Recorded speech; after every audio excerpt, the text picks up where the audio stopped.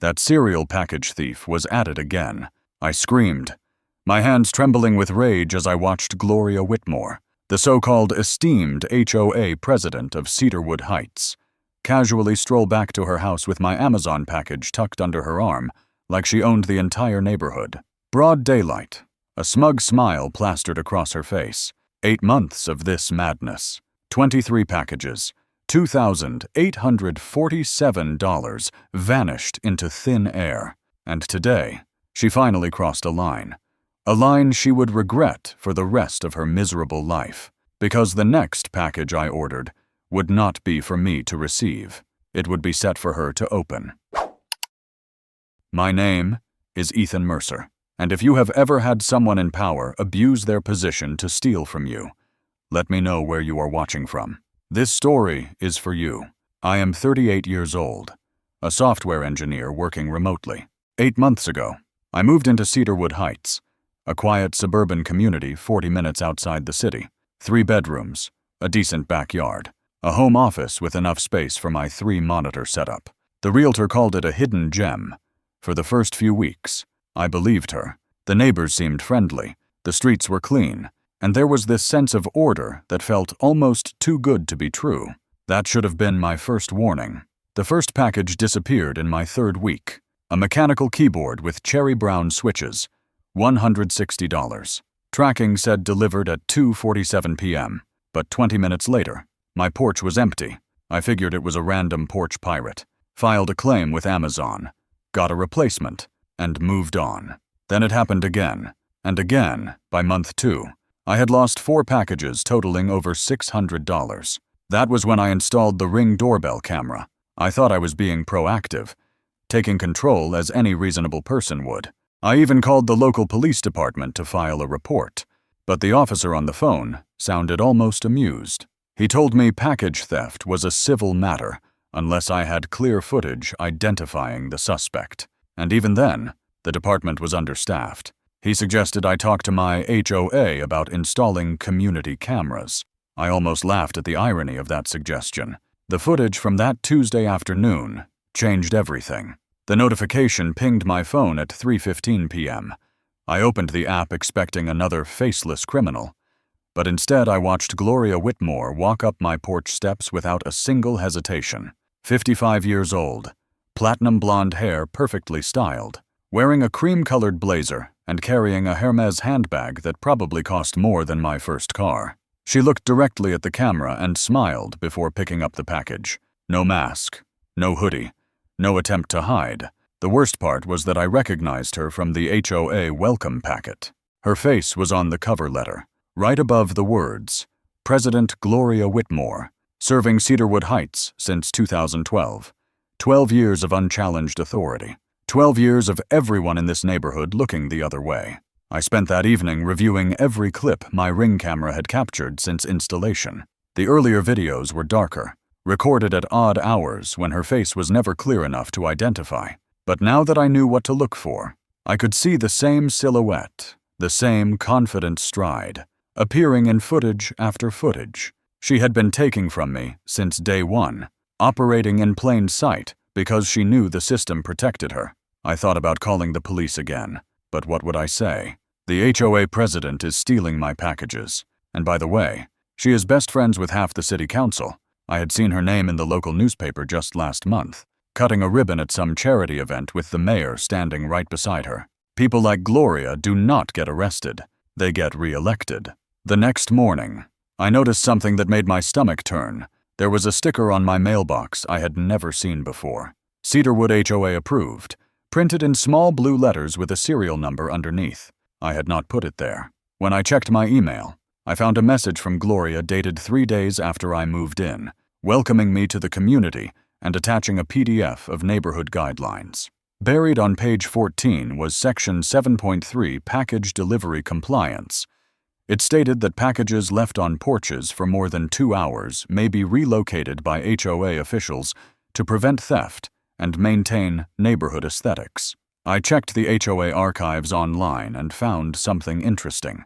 That specific clause had been added in 2019, 7 years after Gloria took office, and it was approved during a board meeting where only 3 members were present. She had written herself a permission slip to take whatever she wanted, and she had buried it deep enough that no one would ever think to look. That afternoon, I was pulling weeds in my front yard when Mrs. Patterson from next door walked over with her little terrier. She was 72 and had lived in Cedarwood Heights for over 30 years. I mentioned casually that I had been having issues with missing deliveries, and her expression shifted immediately. She glanced toward Gloria's house at the end of the street and lowered her voice. "Gloria always knows everything that happens in this neighborhood," she said quietly. 12 years ago, there was a family named Brennan who had trouble with her. Nice people. 2 kids. They ended up selling their house and leaving within a year. Nobody talks about it, but everyone remembers. She patted my arm with a sad smile and walked away without another word. I stood there with dirt on my hands, watching Gloria's pristine white Mercedes pull into her driveway. She stepped out, spotted me looking, and waved with the warmth of someone who believed she was completely untouchable. I did not wave back. The morning after my conversation with Mrs. Patterson, I woke up with a clarity I had not felt in months. Anger was no longer controlling me. Something colder had taken its place. A systematic plan to document every single thing Gloria Whitmore had done until I had enough evidence to destroy her carefully constructed reputation. I opened my laptop, created a new spreadsheet titled Cedarwood Evidence File, and got to work. The first thing I needed was better surveillance. I ordered 2 additional 4K cameras with infrared night vision and wide-angle lenses. More importantly, I purchased a pack of 4 Apple AirTags, those tiny GPS trackers that could be hidden inside almost anything. If Gloria was going to keep taking my packages, I wanted to know exactly where they ended up. While waiting for the equipment, I spent 2 days cross-referencing my Amazon delivery confirmations with Ring footage. The pattern was disturbingly consistent. Gloria never took packages before 10 a.m., when I might still be getting my morning coffee. She avoided anything after 6 p.m. when neighbors were outside enjoying the evening. Her sweet spot was between 1 p.m. and 4 p.m., the quiet afternoon hours when the streets were empty. She had developed a system over the years of practice, and I was beginning to understand the full scope of her operation. Every timestamp, every delivery confirmation, every 30-second clip of her walking away with my property went into the spreadsheet. I was building a case, 1 data point at a time. 3 days later, my new cameras arrived, and I installed them strategically, one under my garage eave covering the entire front yard. Another was hidden inside a decorative birdhouse near my mailbox, completely invisible unless you knew exactly where to look. That same afternoon, I placed my first test order, a pair of AirPods Pro, $249. Valuable enough that Gloria would not resist. Portable enough that she could easily resell if my suspicions about her motives were correct. The package was scheduled for Tuesday between 12 p.m. and 4 p.m. I cleared my work calendar and positioned myself by the window with both camera feeds running on my laptop. She came at 2:38 p.m.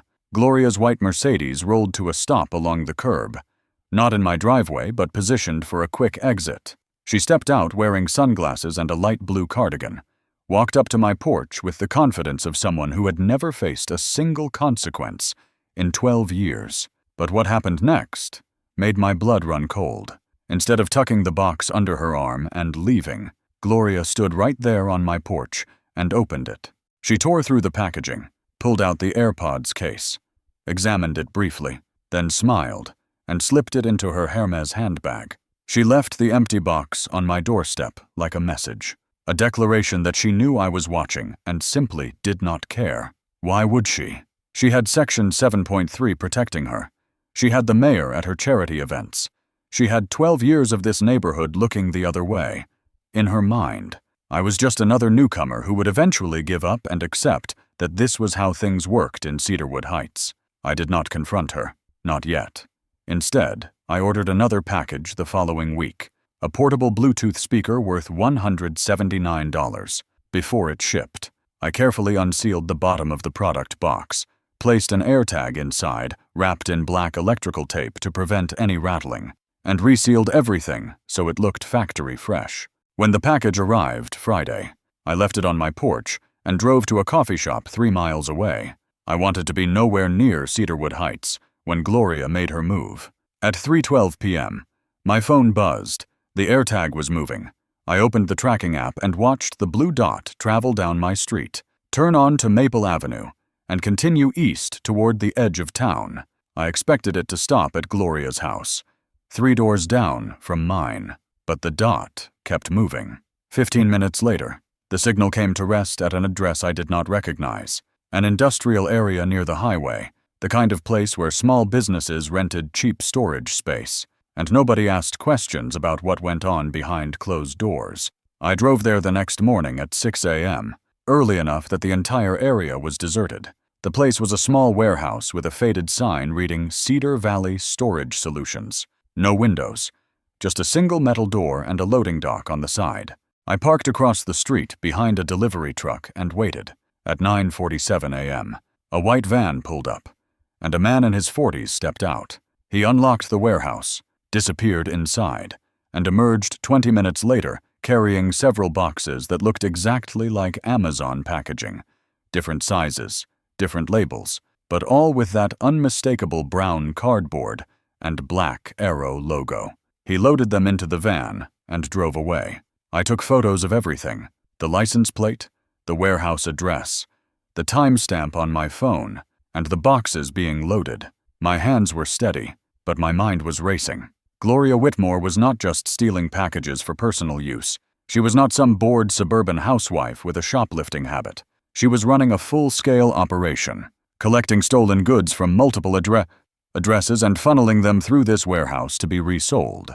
The AirPods she had taken from me were probably already listed on some online marketplace with a price tag that would make my stomach turn. I thought about Mrs. Patterson's words, about the Brennan family who had left without explanation, about all the neighbors who had probably lost packages over the years and blamed random porch pirates just like I had. Gloria had been doing this for years, maybe the entire 12 years she had been in power, and she had built a system so perfect that no one had ever connected the dots.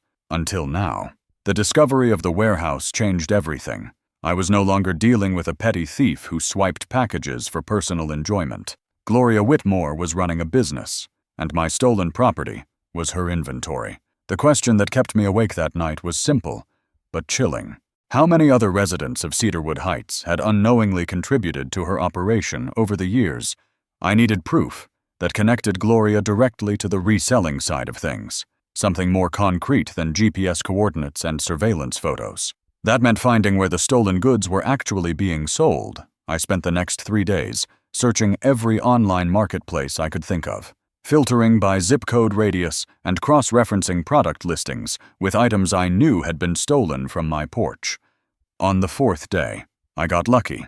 I searched for AirPods Pro listings within a 50-mile radius of Cedarwood Heights, then filtered by sellers who had posted their items within the past week. Most results were legitimate, but one account stood out.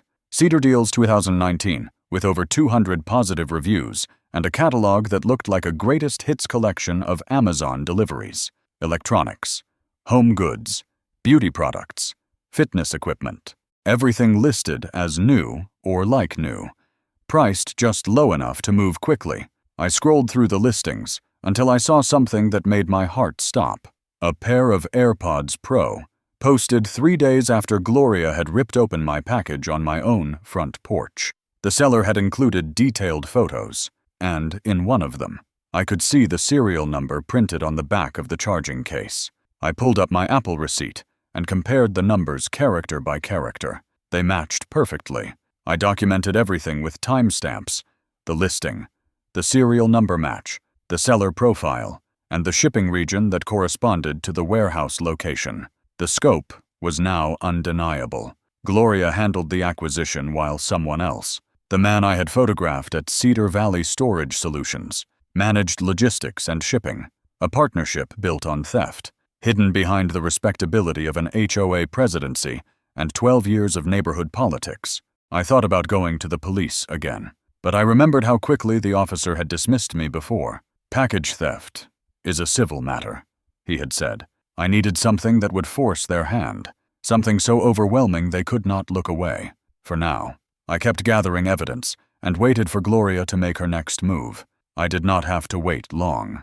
That same week, I came home from a grocery run to find a bright yellow envelope taped to my front door. Inside was an official HOA violation notice with Gloria's signature at the bottom. The infraction cited Section 4.2 of the Community Guidelines, exterior paint colors, according to the notice. My garage door was 2 shades darker than the approved sandstone beige. I was being fined $150 per day until the violation was corrected, with 14 days to comply or face additional penalties, including a lien on my property. The garage door had been the same color since I purchased the house 8 months ago. It had passed the initial home inspection, been photographed by the realtor, and never once been mentioned in any HOA communication until now. I later learned that color compliance inspections in Cedarwood Heights only occurred when a formal complaint was filed. Gloria had filed one against me the day after I stood in my yard and watched her drive home. I stood in my driveway staring at the notice, then at my garage door, then back at the notice. This was not about paint. This was retaliation. She had seen me watching her, and she had decided to remind me who held the power in this neighborhood. The fine would cost me over $2,000 if I let it run the full 14 days. And fighting it meant going up against an HOA board that Gloria had controlled for over a decade. She was weaponizing the very system she had built to protect herself, turning it against anyone who dared to notice what she was doing.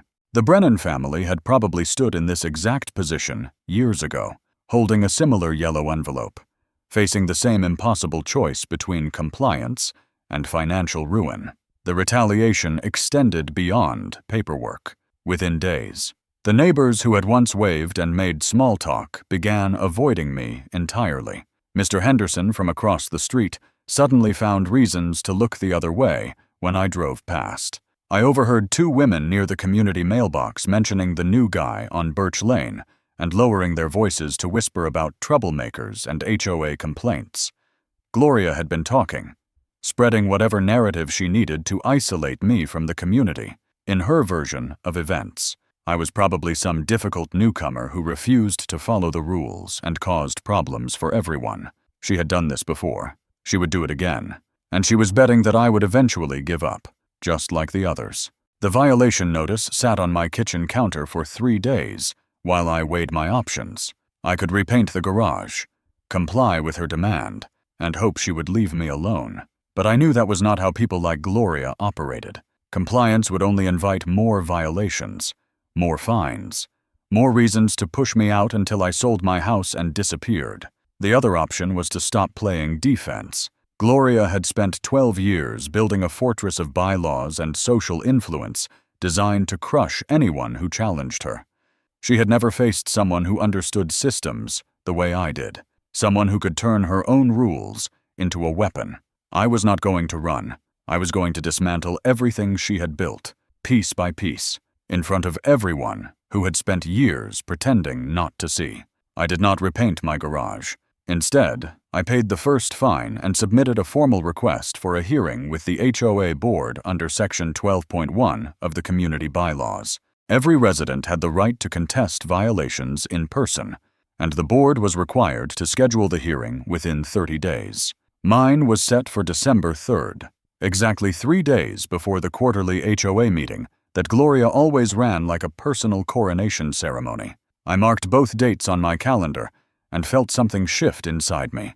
Not anger, not frustration, but clarity. She wanted to use the system against me. Fine. I would use that same system to expose everything she had done, every package she had stolen, every neighbor she had silenced, every dollar she had pocketed while pretending to serve this community. Gloria Whitmore had spent 12 years believing she was untouchable. She was about to learn how wrong she was. The social isolation that began after the violation notice grew worse with each passing day. I first noticed it at the community mailbox station on a Saturday morning. 3 neighbors were standing there chatting when I walked up, and the moment they saw me approaching, their conversation stopped mid-sentence. They grabbed their mail and dispersed in different directions without a single word. It was the kind of choreographed avoidance that does not happen by accident. Gloria had been busy spreading whatever story she needed to spread, and it had worked. I was no longer just the new guy with package problems. I was the troublemaker, the outsider who did not understand how things worked around here. The rejection that confirmed my new status came from the Neighborhood Watch program. I had signed up online during my first month, thinking it would be a good way to contribute to the community. That Tuesday, I finally received a response, a form email thanking me for my interest, but informing me that my application had been declined due to the current membership capacity. The email was signed by Gloria Whitmore, Neighborhood Watch Coordinator. I checked the HOA website and found that the watch had 17 members out of a maximum capacity of 50. There was no capacity issue. Gloria had personally blocked my application because she did not want me anywhere near the organization that was supposed to prevent exactly what she was doing. The irony would have been funny if it were not so calculated. I was taking out my trash one evening when Mr. Collins from 2 streets over appeared at the edge of my driveway. He was in his late 50s, retired, and had always struck me as one of the quieter residents who kept to himself. I had seen him earlier that day, watching from his window, when Gloria drove past my house and slowed down to inspect my still unpainted garage door. Something about that moment must have pushed him to act, because he looked around nervously before speaking. His voice barely above a whisper. "I heard about your situation," he said, "and I wanted you to know that you are not the first." I asked him what he meant. 7 years ago, Gloria went after a family the same way she is going after you now. Violation after violation, until they could not afford to fight anymore. They sold at a loss and left. He paused and glanced toward her house. "I have been watching her get away with this for too long. Someone needed to warn you." I asked him why he had not spoken up before, and he gave me a sad smile. "Because I was afraid of being next. Still am, to be honest. But there is something different about you. You are not backing down. And that scares her. I can see it in the way she has been driving past your house 3 times a day." He walked away before I could ask anything else. But his words stayed with me. Gloria was watching me because she sensed I was not going to fold. That meant I was doing something right. It also meant I needed to move faster before she found a way to escalate beyond violation notices and social pressure. That night, I sat at my kitchen table with my laptop open and a legal pad beside me. I was done reacting to Gloria's moves. It was time to think strategically, to plan several steps instead of scrambling to respond to whatever she threw at me next. I pulled up the Cedarwood Heights HOA bylaws and started reading them with fresh eyes, not as a resident trying to follow the rules, but as someone looking for weaknesses in the system. Section 12.1 gave me the right to a formal hearing, which I had already requested, but it was Section 14.3 that caught my attention. Any resident in good standing may raise a compliance concern during the open forum portion of quarterly HOA meetings. Concerns must be supported by documentation and will be addressed by the board in the order received. I dug into the meeting archives and found minutes from the past 3 years. A pattern emerged that made me smile. Whenever a resident raised a complaint, Gloria had a particular way of handling it. She would ask the complaining party to present their evidence, then personally review the documentation in front of everyone, often opening sealed envelopes or displaying photos on the community center projector. She liked to play judge and jury, making a show of her authority while the board nodded along. It was a theater designed to reinforce her position, and she had been performing the same act for years. But theater requires an audience that believes what they are seeing. If I could control what she opened in front of everyone, her own performance would become her downfall. The quarterly meeting was scheduled for December 6th, 45 days away. I marked the date and began to plan. The next morning, I drove to a law office 20 miles outside of town. I did not want anyone in Cedarwood Heights to know I was consulting an attorney. The lawyer I met with specialized in property disputes and HOA conflicts. Her name was Rachel Hartman, and she had seen cases like mine before. She listened without interruption, reviewed my evidence, and told me something I had not expected. Under federal law, specifically 18 U.S.C. Section 1708, theft of mail or packages from a residence, is a felony punishable by up to 5 years in prison and fines up to $250,000. If Gloria were running a reselling operation with stolen goods, she was committing federal crimes, not just HOA ethics violations. Rachel advised me to file a formal complaint with the United States Postal Service Office of Inspector General. They have jurisdiction over mail theft regardless of what local police think, she explained. Building a federal case takes time, but when it lands hard. I left her office with the framework of a plan taking shape. The formal hearing on my garage door violation was scheduled for December 3rd. The quarterly meeting was 3 days later. Gloria thought she was squeezing me into submission with fines and social pressure, but she had no idea that every move she made was giving me more ammunition. Mr. Collins had been right about one thing.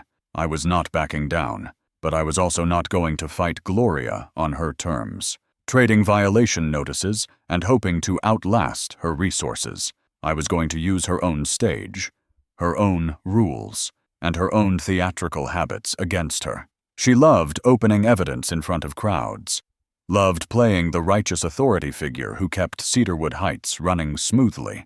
Soon, she would open something that would end her career and possibly her freedom. I spent that evening researching the USPS Office of Inspector General and drafting my formal complaint. I included the spreadsheet documenting 23 missing packages, the GPS tracking data showing my AirTag traveling to the warehouse, the photos of the man loading boxes into his van, and the screenshots of Cedar Deals 2019 with my stolen AirPods listed for sale. The complaint was 37 pages long, every detail time-stamped and cross-referenced. I submitted it electronically at 11:47 p.m. and received a confirmation email with a case number. The federal investigation was now officially open. All I needed was the perfect bait to spring my trap at the quarterly meeting. Something Gloria could not resist taking. Something that would document her theft in a way no one could deny. I knew exactly what that bait would be. I just needed time to build it. Building a federal case requires more than suspicion and anger. It requires documentation so thorough that no lawyer can find a single gap. I spent the first week of November transforming my evidence into something that could withstand any scrutiny. Every piece of footage was time-stamped. Every screenshot was annotated with source URLs. Every delivery confirmation was matched to its corresponding theft, creating a timeline that stretched back 8 months and covered 23 incidents. The completed file ran 47 pages. Gloria Whitmore had no idea that her entire operation was now documented and waiting to be deployed at the perfect moment. I met with Rachel Hartman again, with the complete evidence file printed and bound. She spent nearly an hour reviewing each section, occasionally asking clarifying questions, but mostly nodding as she turned the pages. When she finished, she looked at me with something that might have been admiration. "This is exceptional work," she said. "Federal prosecutors would be happy to receive something this organized." Then she told me something that changed my understanding of what I was dealing with. She had done some research into Gloria's history and discovered that 7 years ago. A former resident had filed a civil lawsuit against her for harassment and abuse of HOA authority. The case was settled out of court for $45,000, with both parties signing a non-disclosure agreement. Gloria had been caught before. She had paid her way out once, and that experience had taught her to be more ruthless in eliminating threats before they became legal problems. I was supposed to be her next victim. Instead, I was going to be her last. The trap I designed took 3 weeks to perfect. I needed something Gloria could not resist taking, something that would document her theft beyond any denial, and something that would create a public spectacle when the truth finally emerged. The core components were simple: a motion-activated 4K camera small enough to fit inside a product box, a GPS tracker with real-time updates, and the centerpiece, a spring-loaded glitter deployment mechanism that would activate the moment the box was opened. The glitter was non-toxic and biodegradable, bright silver, and impossible to hide. Anyone who opened that box would be covered in thousands of tiny reflective particles that would take days to wash out completely. It was humiliating without being dangerous, memorable without being illegal, perfect for what I had in mind. The package itself needed to look irresistible.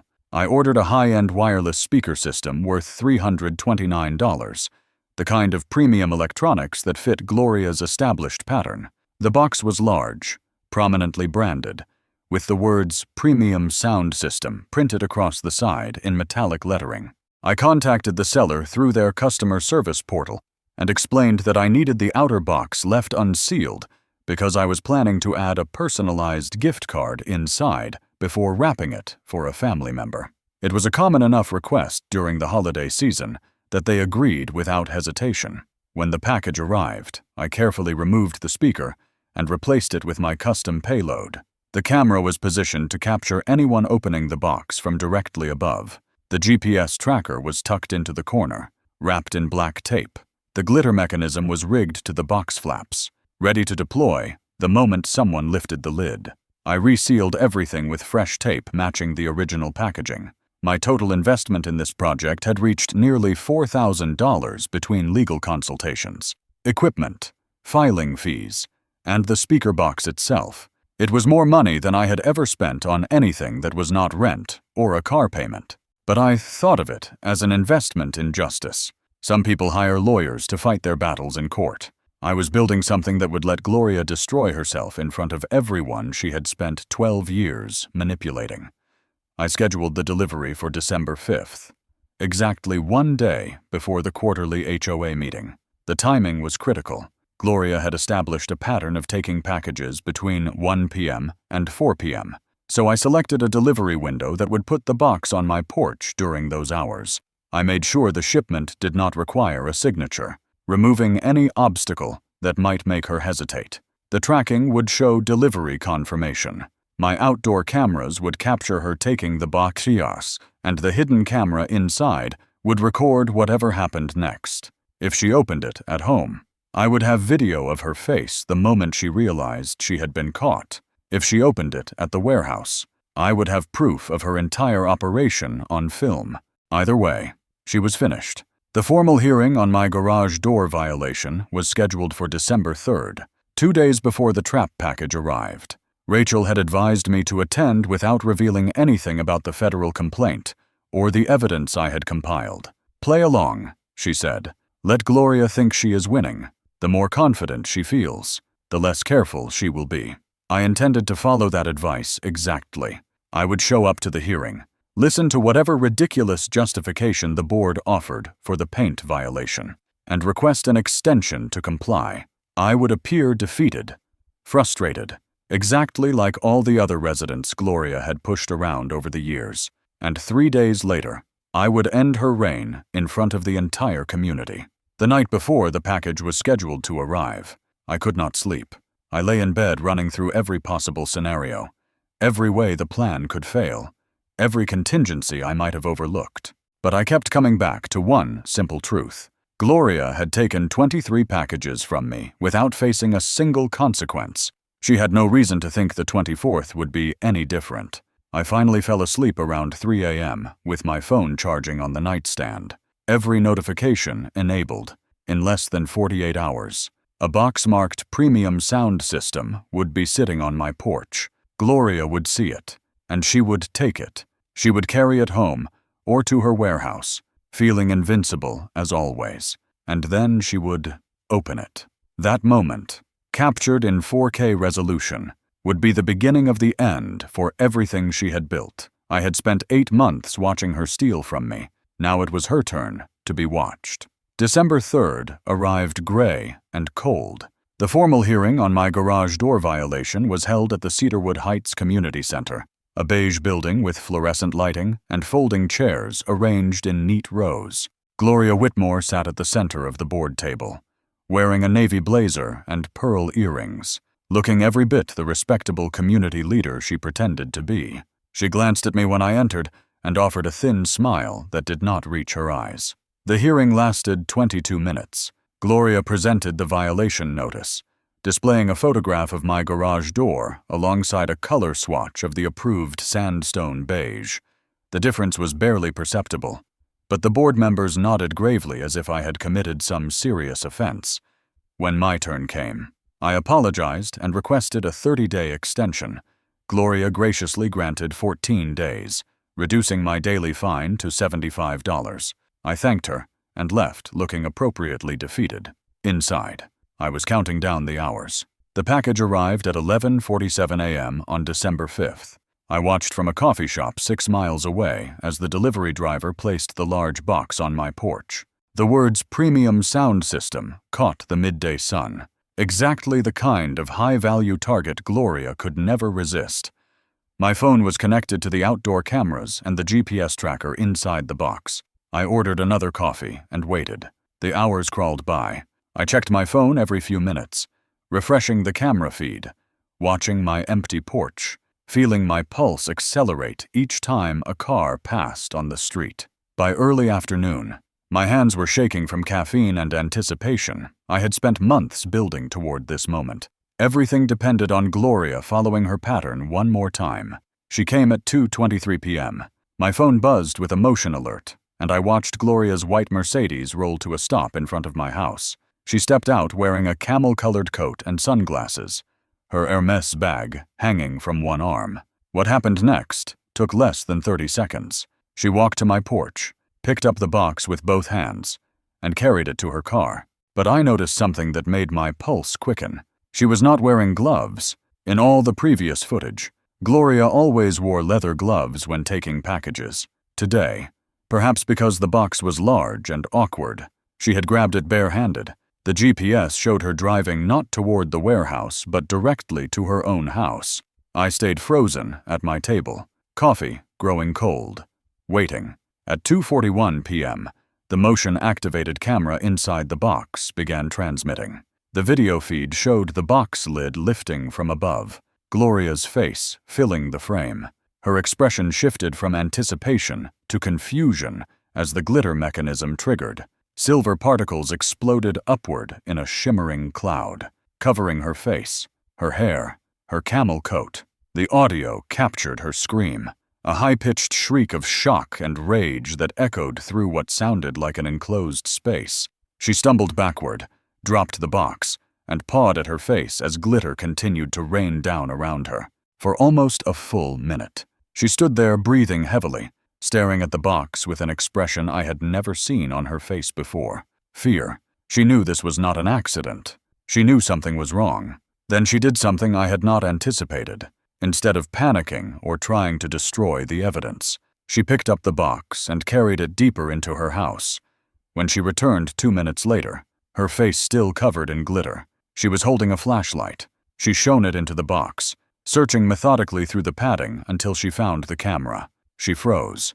For 3 seconds, Gloria Whitmore stared directly into the lens, and I stared back at her through my phone screen. I could see every detail of her expression, the widening eyes, the parted lips, the slow dawning realization that 12 years of untouchable authority had just ended. Then she grabbed the camera, and the feed went dark, but those 3 seconds were enough. In the moments before Gloria found the camera, it had captured a panoramic view of the room she was standing in. It was not a living room or a kitchen. It was a storage space filled floor to ceiling with unopened packages, Amazon boxes, smaller parcels, padded envelopes, all stacked on metal shelving units that lined every wall. There had to be over 100 items in that room, maybe more. This was clearly her staging area, where stolen goods were sorted and held before being transferred to the warehouse for reselling. I was not her only victim. I was not even close. The scale of what Gloria had been running hit me all at once. This was not petty theft.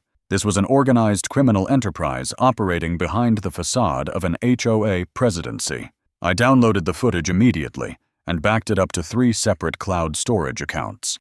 Then I called Rachel Hartman. She was silent for a long moment after I described what the camera had captured. "That room changes everything," she finally said. "If those packages belong to other residents, and they almost certainly do, Gloria is guilty of systematic theft affecting the entire community. This is exactly what federal prosecutors need to build a RICO case." I told her about the quarterly meeting scheduled for the next day, and she paused before responding. "You could present this evidence publicly," she said carefully. "But once you do, there is no going back. Gloria will know you are the one who exposed her. Everyone in that neighborhood will know." I thought about all the people who had suffered in silence, afraid to speak up, afraid to challenge the woman who controlled their community. The rest of that evening, I prepared for what was coming.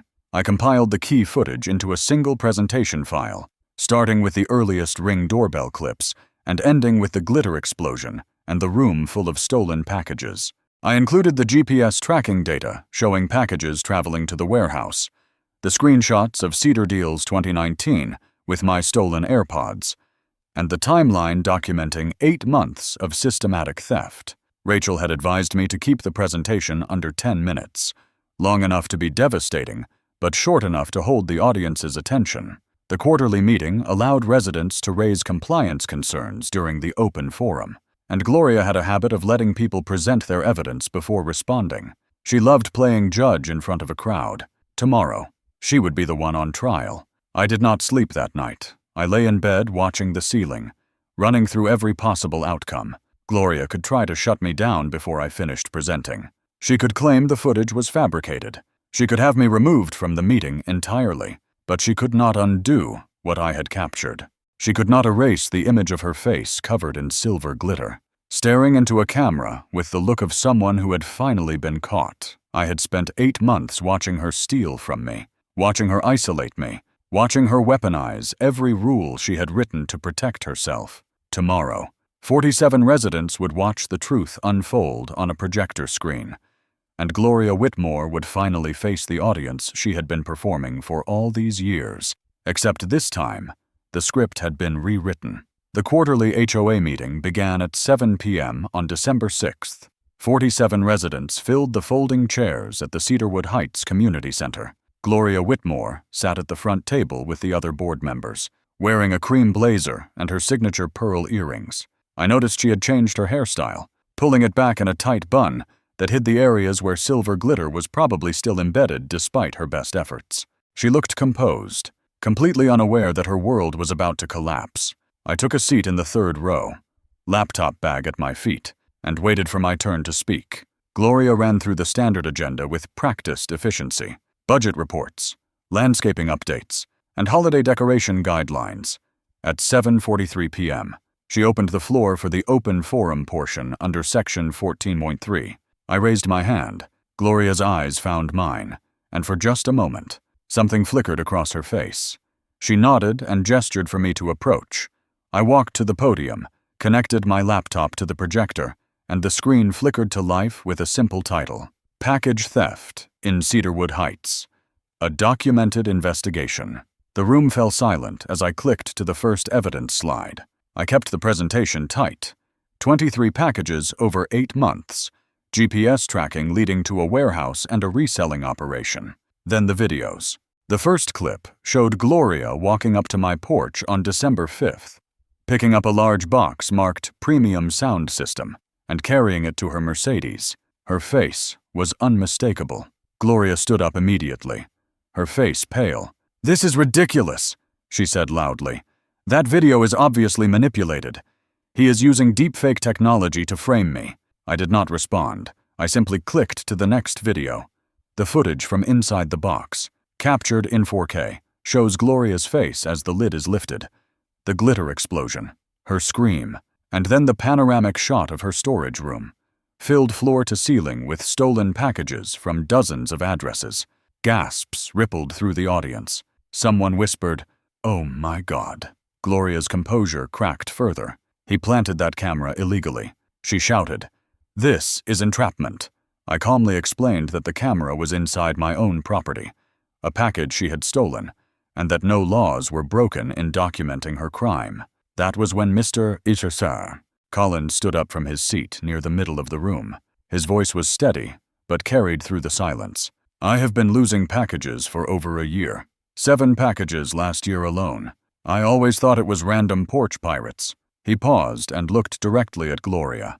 "I never imagined it was someone we trusted. The dam broke."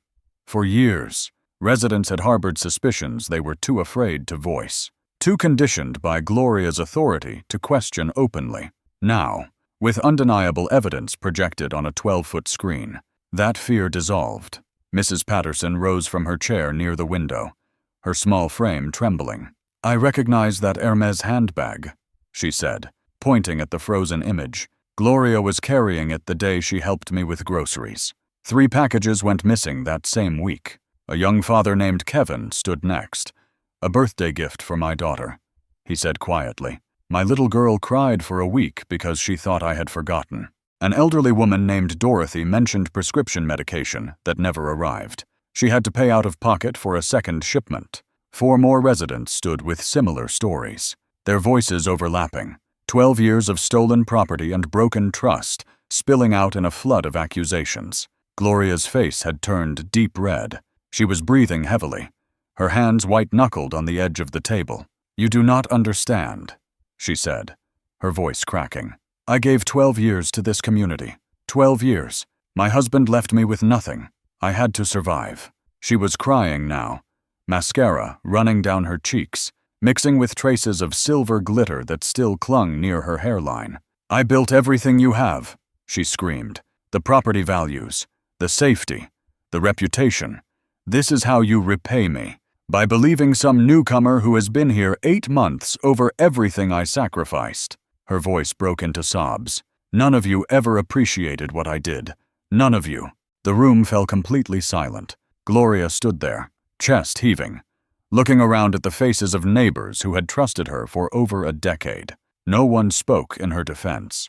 No one moved to comfort her. The woman who had controlled every aspect of this community, who had driven out families and silenced complaints, who had stolen with impunity while smiling at charity events, stood exposed and utterly alone.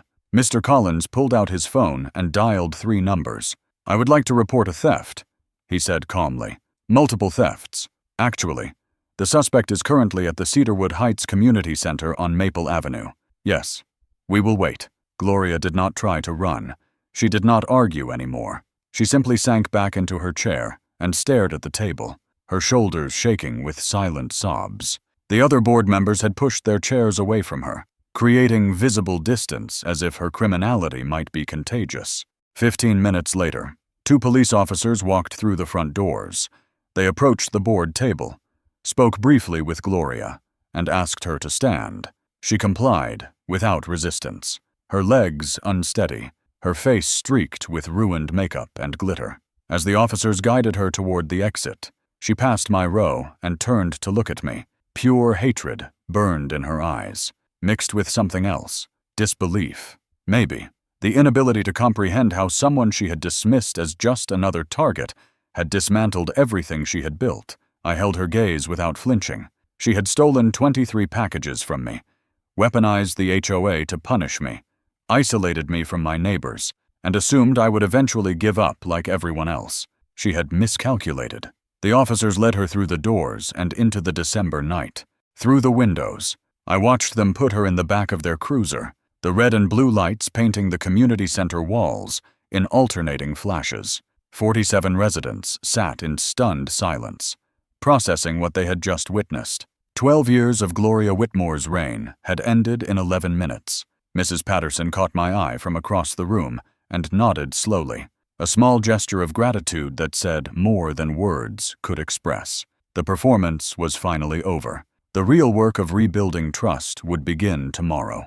The aftermath of that December night unfolded faster than I had anticipated. Gloria Whitmore was held overnight at the county jail, while investigators obtained a search warrant for her residence. The next morning, federal agents from the United States Postal Service Office of Inspector General arrived at Cedarwood Heights. They spent 6 hours documenting the contents of Gloria's storage room, cataloging 89 stolen packages from 31 different households, spanning 4 years of systematic theft. The total estimated value exceeded $47,000. My 23 packages and $2,847 in losses were just a fraction of what she had taken from this community.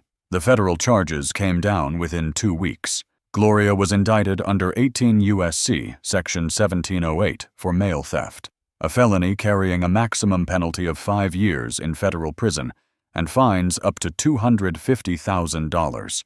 Additional charges included wire fraud related to the Cedar Deal's 2019 reselling operation and conspiracy to commit theft. Her bail was set at $75,000, which she posted by selling her white Mercedes. The man at the warehouse, identified as Walter Briggs, was arrested separately and charged as a co-conspirator. He had been handling logistics and shipping for Gloria's operation for nearly 3 years, taking a 30% cut of all resale profits. Their partnership had generated an estimated $60,000 in illegal revenue. The HOA board held an emergency meeting 1 week after Gloria's arrest. The vote to remove her as president was unanimous, 11-0. Mr. Collins was elected interim president until formal elections could be held in the spring. One of his first actions was to commission an independent audit of HOA finances. The results were disturbing. Over $12,000 in miscellaneous expenses had been approved by Gloria without proper documentation or board oversight. The auditors could not determine where that money had gone, but the pattern suggested embezzlement on top of everything else. The county prosecutor added financial fraud charges to Gloria's growing list of legal problems. 3 former residents who had left Cedarwood Heights under pressure from Gloria reached out after seeing local news coverage of her arrest. The Brennan family, the same people Mr. Collins had mentioned all those months ago, provided statements to federal investigators detailing how Gloria had harassed them with violations and fines until they sold their home at a $15,000 loss. Their testimony strengthened the case against her, demonstrating a pattern of abuse that extended far beyond package theft. Gloria Whitmore had spent 12 years treating this neighborhood as her personal kingdom, extracting money and property from anyone too weak or too afraid to fight back. Those days were over. In March, Gloria accepted a plea deal to avoid a lengthy trial. She pleaded guilty to federal mail theft and wire fraud charges. The sentence was 18 months in federal prison, followed by 3 years of supervised probation. She was ordered to pay $35,000 in restitution to her victims, divided proportionally based on documented losses. My share came to approximately $2,100.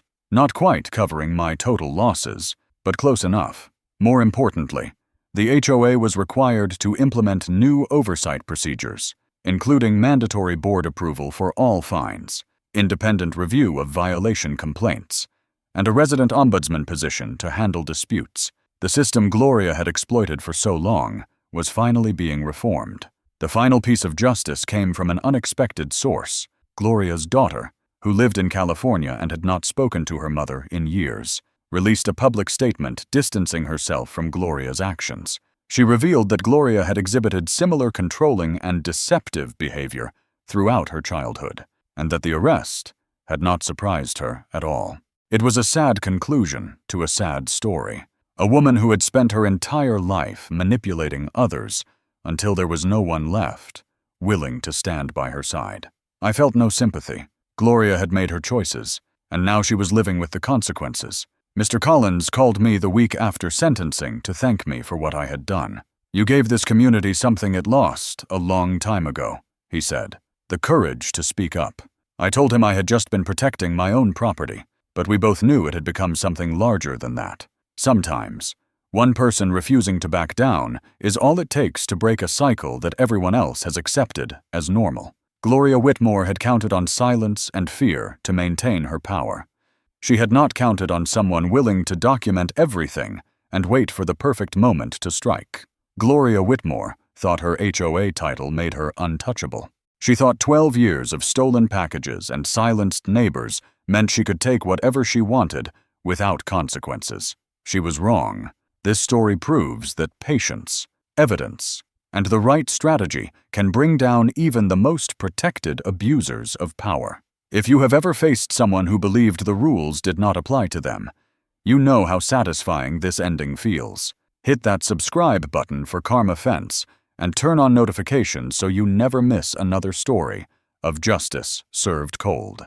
Drop a comment below, sharing your own HOA nightmare. We want to hear from you.